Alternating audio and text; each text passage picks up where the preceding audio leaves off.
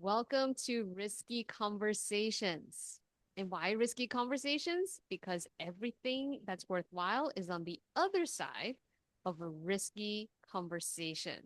Today on the podcast, I'm really excited to have Gabrielle Dolan. Gabrielle or Ral, right? That's correct. Yeah. Most people call me Ral. My little sister could not pronounce my name and she'd say Gabrielle, and Ral has stuck all my life. Um, Gabrielle Dolan is a global expert in strategic storytelling and real communication. So she knows a thing or two about engaging in risky conversations and telling great stories while you're at that too. And my name is Jamie Lee. I'm an executive coach and self advocacy trainer, and I help smart women who don't like office politics get promoted and better paid without throwing anyone under the bus. And storytelling is really important because when you go to talk about your accomplishments and talk about where you want to go, stories are what help bring that alive. And Gabrielle has written uh, a bestseller. It's called Story Intelligence, the craft of authentic storytelling made smarter with AI.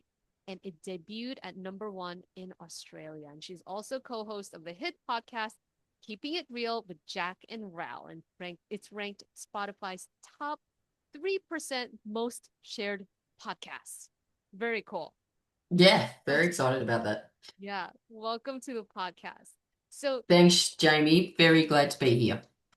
so you know, I'm curious for you as a storytelling expert, or maybe even before you became a storytelling expert, I'm curious, what was one of the riskiest conversations you've engaged in?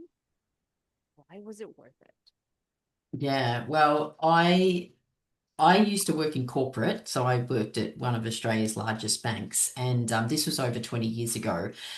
And I was starting to think, I think there's something in this storytelling business. I think, I sort of noticed when I shared stories, they would work, and the really good presenters I saw and leaders I saw shared stories. So I was sort of thinking, I think storytelling's a skill. Now, this was 21 years ago, so storytelling wasn't very common then. And I still remember this conversation I had with my manager, and I had applied for a job, and it was like the global head of learning for the bank. And I didn't get it. And I really thought I would get it, and everyone else thought I would get the job. And my manager said to me, she said, Raoul, this is probably the hardest decision I've made, but I'm not offering you the job. And I went and she told me why. And then she said, what are you going to do? And I went, I think it's time to go. I think I need to go and, explore this concept of storytelling, as a skill. And, maybe I'm the person that could teach them. And she sort of encouraged me to. She sort of said, yeah, go for it. And then I still remember walking out of that conversation. And even though it didn't feel risky at the time, everyone else has since said that was such a risk. And I do remember walking out and ringing my husband straight away. And it was very unusual for us to ring each other during work hours. And he said, what's going on? I go, I've just decided to leave the bank and go out on my own. And he went, okay, well, if knowing you, you've probably thought about it long and hard and decided. And I'm thinking, I actually hadn't thought about it long and hard. I think I just decided, but I still remember that feeling of it, of verbalizing what I wanted to do and getting the support. So even though it felt a very supportive conversation, it was risky what I did, but here we are 21 years later and looking back, and I often look back and think if I had have got that job, or if I didn't have the courage to leave, I could have gone and got another job, um, where my life would be now, and it would be completely different. Oh. And so you hadn't really thought deeply about taking that. plunge until that moment? It was like a moment of clarity for you. It was a moment of clarity. I think because I so thought I'd get this job. Yeah. Um, I guess the benefit of that is I was on a project and the project was winding down and, like it was a big, massive project. And, as people leave the project, things still need to be done. And I said to my manager, yeah, I'd be happy to wait around for the next few months till the project ends. And as people leave, I can sort of pick up the slack so it's a smooth transition. And so I probably had 3 months of still working. And every day, Jamie, I would wake up thinking, this is the day I'm going to wake up and think, what have I done? Mhm. And it didn't happen. It never happened. I just felt with clarity that storytelling was a skill. And I had experience in delivering and designing leadership programs, so I knew I could design and deliver leadership programs around storytelling.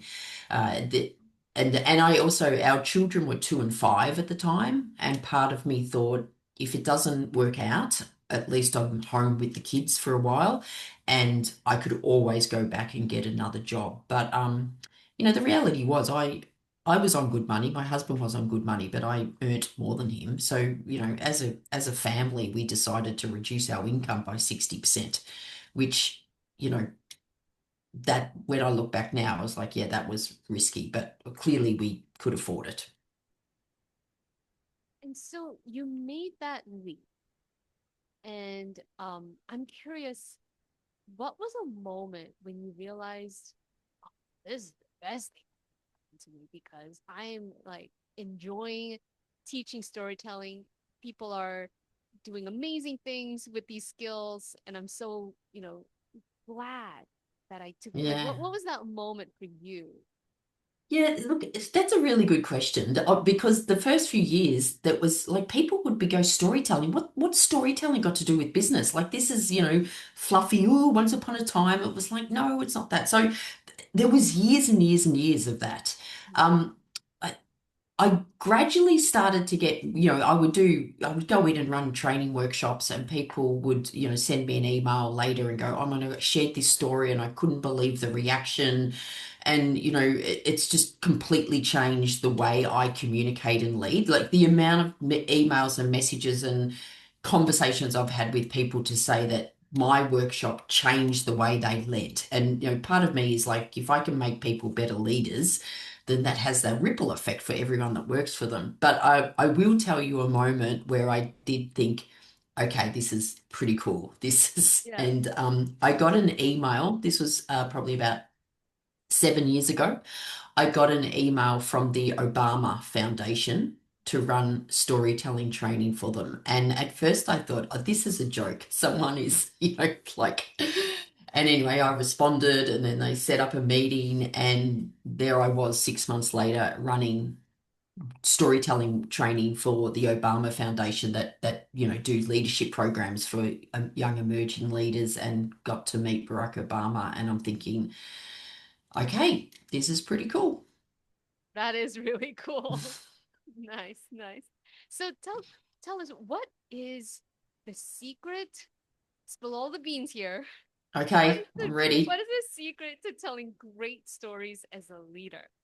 Yeah. And it's also when in your introduction about what you do, your mission is to help, Yeah. women get promoted without throwing people under the bus and fabulous mission and purpose in life. Well done, you, Jamie. But as you was talking about that, I was like, one of the things I predominantly see in women when it comes to storytelling is they say, but I don't want to be that person that just brags about themselves all the time and just talks about how great they are through stories. I don't want to be that person.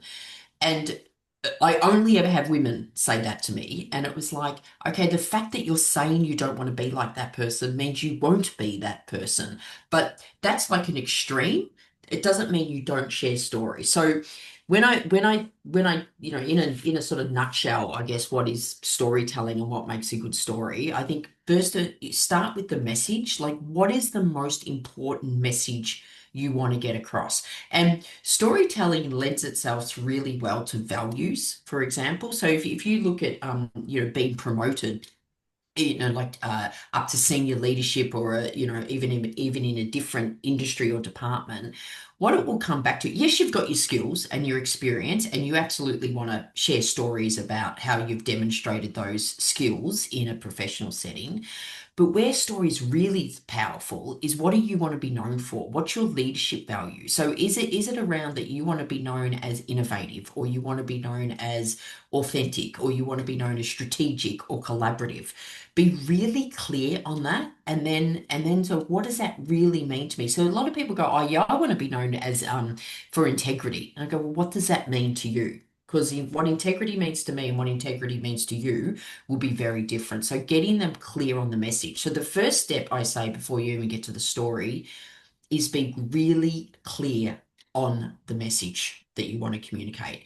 And then think of a story that could help. Now, could I, if you want to be known as, so say for example, integrity, right? If I said, what does that mean to you? You might go, well, it means, well, I'm not even going to role model this. Jamie, let's do it. What does integrity mean to you? If you sort of said, look, I want to be known as integrity, what would that mean to you? Or you can pick any other value. Me, integrity is a really good one because my clients also say, they tell me, I want to make this career pivot, I want to make this promotion with integrity. For me, integrity is like I'm walking the talk I give. I'm, what you see is what you get. Like Yep, I'm being the same person. Like I'm being whole. Like I can use the yep, word integer, right? yep. Whole as in there is no like uh there's no other side. This is Okay, yeah, yeah. whole How, with what, yeah, yeah. And yeah, if I sort of kept pressing you to say, yeah, what else does it mean? Like, what else? And what I normally do to people is go, what does it mean to you personally? So, not because normally people think about work straight away, but what does it mean to you personally? And I would keep asking those questions, and yeah. you would respond how you're doing. So then it's getting clear. Like, people sort of say, if I say I'm going to do something, I'm going to do it. I have courage to speak the truth.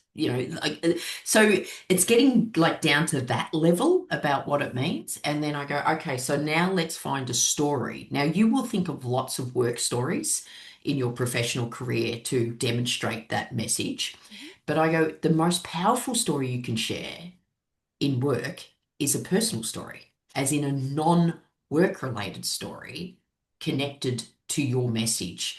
So, if you sort of said, okay, you said walking the talk. So if what I say and what I do is really consistent, Mhm. I would say, okay, think of a time, like where did you get that from? Where did you experience? Was that something your parents taught you, or your teacher? Where have you done it? And most importantly, where have you not done it? So Mm. where have you said I was going to do this and didn't do it? And you might be going, well, why would I share a story about that? Because the story you share about that is normally a story of regret.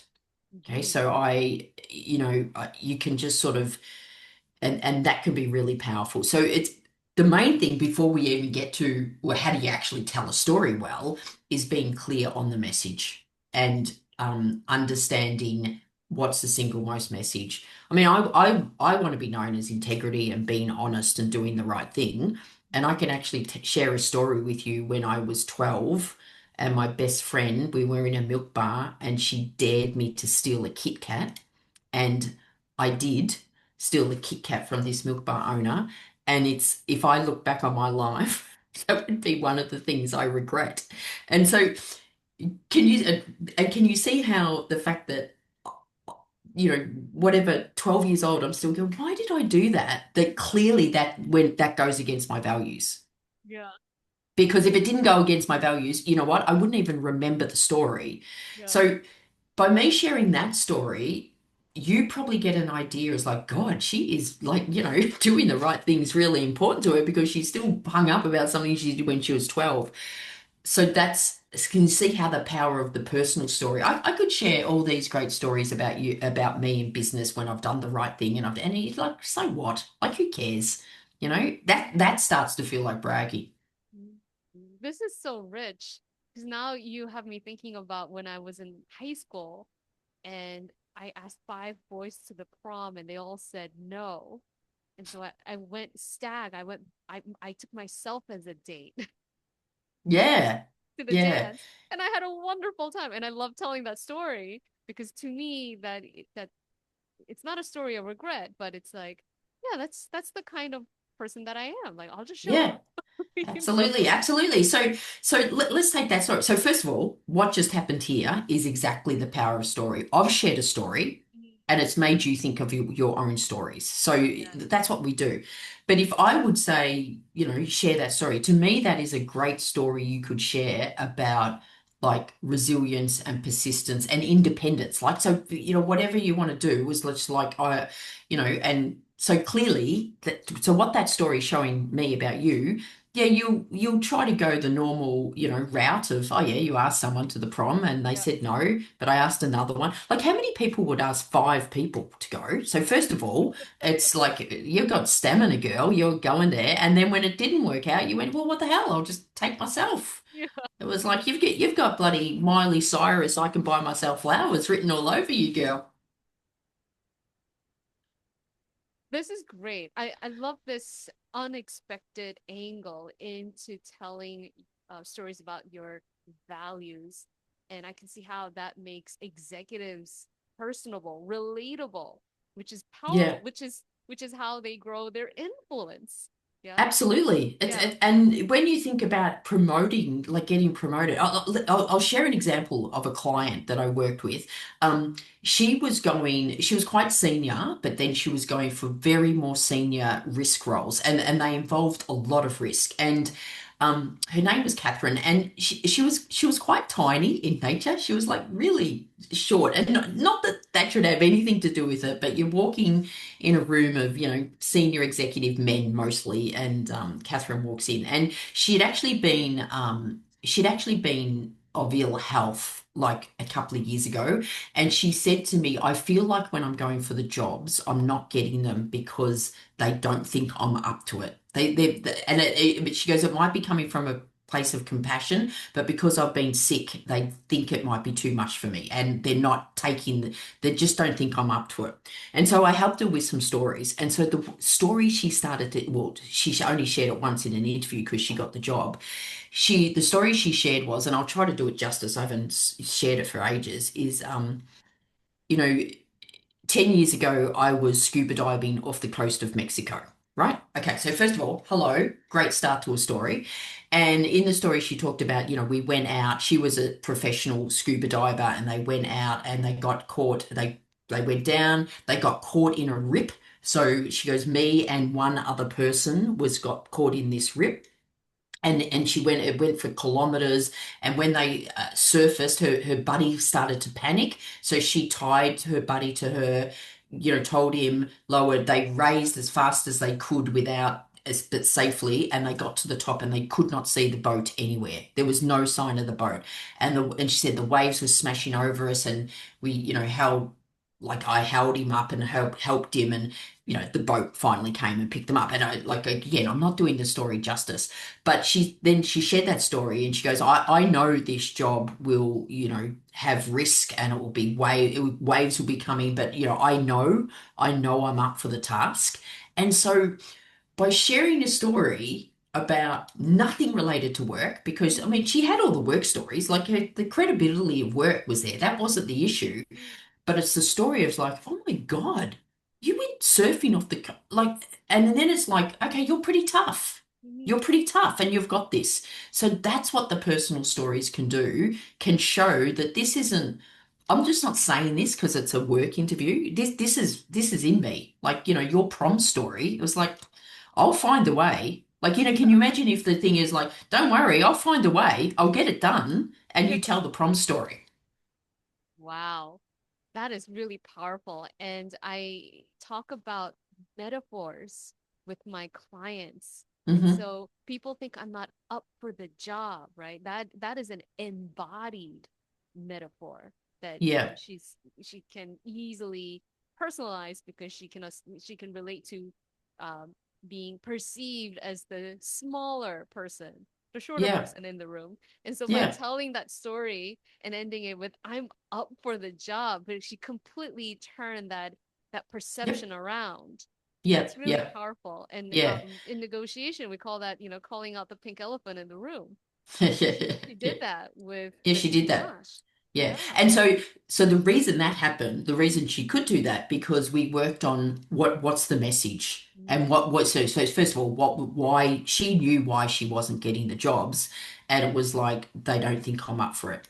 And I go, right. So now we find a story about that and deliberately end it that way to say, I'm up for it. So yeah, it's getting clear on the message. It's finding the most appropriate story. But Jamie, what I find is a lot of people would go, oh well, like I couldn't tell the prom story. Like no one would be interested in that, or no one's like it's not really professional, and they shy away from telling those stories. But those personal stories related to your business message mm. are the most powerful stories you can share. But yet they're the most underutilized stories. Yes, totally. So tell us more, because stories are so human, right? They Yep. make the human come alive. They ignite the human imagination, and yet your latest best-selling book is about making Using AI. storytelling made smarter with AI. I What? know. Tell us Okay. how. Tell us how. So it may seem contradictory because this is my eighth book I've written on Mm, real communication and storytelling, and my previous book was about 4 years ago, and I was totally convinced that I would never write another book on storytelling because there's only so much you can write about it. But I had more and more people in my workshop say, so do you think AI will replace storytelling? And I was actually horrified by this question. It was like, what, why are you even asking? No, no, AI will not replace storytelling. And then I had more and more people say, can you use AI to help with your stories? And my initial response was no, because I sort of thought, oh, that's a bit cheating and then it won't be real and stuff like that. So I started to experiment, and what I found is that AI generated stories were disturbingly good. I'm not saying surprised, I was surprised, but I was disturbed more than surprised. But they were missing something, and what they were missing was what you spoke about then, that human connection. mm, So I truly believe that our authentic stories, authentic being the key word here, are needed now more than ever in a world of AI generated content. So AI generated content, if we're using it incorrectly, if we're overusing it, we're actually being lazy, and we're all starting to sound the same, and it just blurs and blends into like sameness. And people have said to me, but I do use AI to help write my content and stories, not necessarily stories but general content, and they say it's really efficient. I go, well, it might be efficient, but is it effective? And surely when it comes to communicating, we're about effectiveness. So I actually felt compelled to write this book. It's probably the first business book I've felt compelled to write, like as in I need to write this, because the premise of the book is that our stories are needed now more than ever in a world of distrust and in a world of AI generated content. But AI is not the enemy. So if you use AI wisely, it can almost act as your storytelling coach and creative partner. So, Jamie, if you were looking for in story on integrity, I would ask you all these questions about, well, when was it, like I did before, like when was the time you didn't do what you said you were going to do? Or, and so you could use AI for that to say, hey, I'm looking for a story on innovation and I want it to be a personal story. Can you ask me questions to help uncover some personal stories? And it will ask you questions. So there's a whole chapter in the book about how to use AI in storytelling, but ultimately, Story Intelligence, the book is a book on storytelling. It's just a little bit how you can use AI. But if you're going to use AI, please don't give AI control. Please don't lose your voice in the process because it it it won't serve you. If you're if you're getting AI to help you refine stories and you go, oh, that sounds good, it may sound good, but does it sound like you? It's like it doesn't sound like you, so don't use it. And now you can tell. You can now I Oh, get, you can so I get tell. you can totally tell when you see AI slop. Yeah, You can yeah, easily tell when it's AI generated image and it's just too perfect. yeah, Like no yeah. human's face is actually that perfectly symmetrical. No. And then you could also tell when you get content, it's like it's written with just like GPT. Yeah, Just like yeah, it is. GPT, And but like yeah, yeah, it's all these.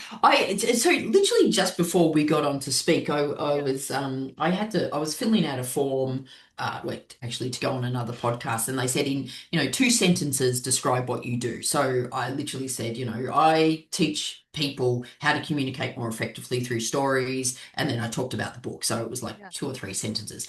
And I'm a shocking speller, right? So I would always put everything through a spell check, but yeah, now I sort of put it through ChatGPT. And I do say, can you just edit this? So right. not review it, but sometimes it thinks it knows better. And it came back and it was said, I teach people storytelling that bridges the gap between realness and blah. And it was like, oh my God, who talks like that, right? And so I just ignored it. And but you have to, like, I think sometimes we can go, oh, that sounds good, but I would never say that. Like I would never, it bridges the gap between blah blah and blah blah. I was like, oh my God, if those words come out of my mouth, just shoot me now. Um, and so you just don't use it. So you've got to be y- use it as a bit of input, but one input, like, if you had a team of 10 people, it's just one of your team. You're not going to listen to everyone. I mean I'm similar to you.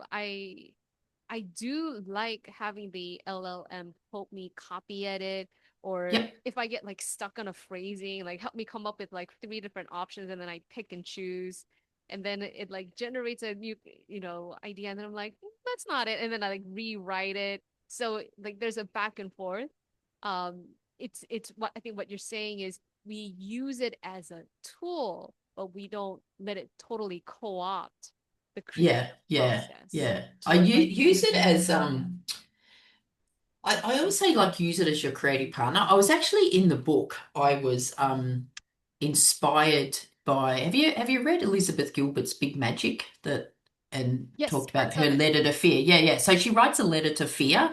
And if Mhm, you like, she talks about being in the driver's seat. So mhm, I was sort of inspired by that. So I wrote a letter to AI, and it is about that. It was like, we're going on a road trip. You can come along. I will ask you for your input, but the basics of the poem that is that, or the letter is that you will never ever be in control, and you will never be in the driver's seat. And you've got to be disciplined around that, because it is so easy to go, oh yeah, that sounds all right, and you've put it out there, and it's just you're contributing mhm. to the AI generated slop that's out there. Right, right. Yeah. I have so many thoughts on this. But yes, to using it as a tool, not letting it completely co-opt and take over the driver's seat. And could you share with us maybe one of the tips or like an actionable insight that you wrote about in the book? Yeah. Okay. Let me share you some really simple tips around Yeah. storytelling. So we've talked about get really clear on the message, Hmm. find a personal story. Now you can use works. I talk about 4 different types of stories in the book. One of them's personal, Hmm. and I do focus on that because like I said, it's the most underutilized. So when it comes to storytelling, let me give you a few little tips around when it comes to sharing your story. Hmm. The way you start your story is with time and place. So it's one sentence, like, when I was a kid, I grew up on a farm, for example, right? That's time and place. So look, the story I shared before with Catherine, 10 years ago, I was scuba diving off the coast of Mexico. That's it. One sentence. Don't need to know what coast of Mexico. Don't need to know specifics. Start with that. The worst way to start your story is, let me tell you a story. Can you sort of see? I just saw your face, Jamie. It was like, it's like, please don't. And that's what our reaction is. Just don't. So start with time and place, not let me tell you a story. Never start with let me tell you a true story, because your stories, that implies that some of your stories are not true. And that's probably another tip. make sure your stories need to be true. Absolutely 100% true. It's not worth the backlash to your credibility if they're not. So the way you start the story is really important. And I'd rather say the other tip is keep your story super succinct. So I would say 60 seconds. 60 to 90 seconds is probably ideal. They can be shorter, like you could tell a great little 30-second story, but if your stories are getting to 2 minutes, people will start thinking, get to the point. And the moment anyone starts thinking, get to the point, you're losing them. They're disengaging. So super succinct, 60 seconds, and don't start with let me tell you a story. And don't, I'll throw in another one. Don't end with the moral of the story is. You don't end with Oh, that. okay. So the moral of the story should be self-evident, not It something should be new. self-evident. You don't want to be taking the moral. You could sort of say something like the lesson I learned from that was the importance of persistence, for example. But that's about you. You don't, when people go, the moral of the story is, what that is I'm telling you what the meaning of the story is. When the real skill is you want to allow them to understand the message without you being directive. And that's probably one of the hardest bits of storytelling in business. Really fascinated, and I want to learn more how the authentic storytelling can be made even better, made even smarter with AI. Mhm. Do you also share like specific prompts that you can give AI in your book? Yeah, yeah. So, like, first of all, there's a whole chapter in there of me just doing questions. So it's how you get the story, but it's also, so first of all, and it's also when you're using AI to help refine your story, you've got to be going, oh, that didn't happen, but actually that happened, and you put that in. Talking about how you really felt in that situation, like I felt really proud of myself, or that keeps it authentic. But there are you could also use AI to sort of say, okay, I've got this story. And perhaps you're thinking, oh, but it feels a bit bragging. It feels like, or like if I feel like I'm blaming others, for example. Can you help me rewrite it? Can you ask me questions so it comes across more humble, for example? And just again, you use it as your coach. Use it as your storytelling coach. So again, that will help your stories be more authentic. But you don't want to fall into the trap of going, okay, please make this story less braggy and more humble, and it throws out these suggestions, and you go, oh yeah, that sounds good, but did it happen? And if you go, well, no, it didn't happen, but it sounds good, it's like, no, no, don't do it, don't use it. What happened? So again, resist that temptation of it sounds good, because if it's not true and if it doesn't sound like you, it's again, you're contributing to AI slop, and you're becoming bland and, beige like all the other AI generated content. And then I'm betting that's where the human to human connection comes back in, because once you've written the story, you want to test it by sharing the story with another Yeah. human. Not test it, Yeah. but like, Well, you do want to test it. Like, so you certainly want to practice it. So, and I would say right. practice it out loud. And again, if you've used AI to help, practice it out loud, because if you're practicing it loud and it's things like it bridges the gap between blah blah, and you go, I would never say that, then don't say it. So practice it out loud, and you could practice at home with your partner, your kids, and if they understand the message, then it's probably working. But yeah, it's interesting when I started to experiment with AI stories, and I sort of said they were surprisingly good, but they were missing something. And what they were missing was that authenticity and realness. I actually, as part of the process of writing the book, tested. I wrote 6 stories about Mhm. 6 different subjects. I got ChatGPT and Claude to write 6, so there was 18 stories in total. And I asked people to rate them on all these different things like clarity, did it make sense, did it feel real, was it memorable? And what so it didn't surprise me. The results came back most of the time my stories were better. In one case, like the AI generated stories, they were rated better, which that took I had to have a little bit of an ego trip for that. But the what it my test showed what I knew. People rated the AI stories like clear. They were clear. They made sense. but they didn't feel real. And because there was things in there and you just go, that just doesn't feel real. Like I remember one story, it was either a ChatGPT or Claude generated, and it was talking about, a person was really scared of speaking, and I didn't want to speak, and then my manager was looking for someone to do this presentation, and he was, as someone who's afraid of public speaking, you don't want to be picked, but you secretly hope you get picked. And I'm Mm, thinking, that does not happen. Like, if anyone's scared of public speaking, no one secretly hopes they get picked. Like, no one ever. And you just go, well, that's bullshit. So it's not, not going to happen. right, because AI doesn't have embodied experience. It doesn't have No, lived knowledge. It has exactly. just the algorithmic pattern recognition function Yeah. for putting words together in a particular sequence that, adheres to a certain probability. Okay, now I'm just rambling, but Yeah, yeah, yeah, yeah. No, but you're right. And so the point is you're reading it and you go, yeah, it sort of makes sense. I understand the message, but it just doesn't feel real. And right, because it doesn't because have a it's not, embodied. because Yeah, it's not real. right, not real. Yeah. Yeah. Awesome. So where can people go to learn more about your work and this great book? Yeah, okay. So my website, gabrielledolan.com, but I'm very active on LinkedIn. So connect with me on LinkedIn. And my book, Story Intelligence, is available, on like Amazon online, all the usual suspects.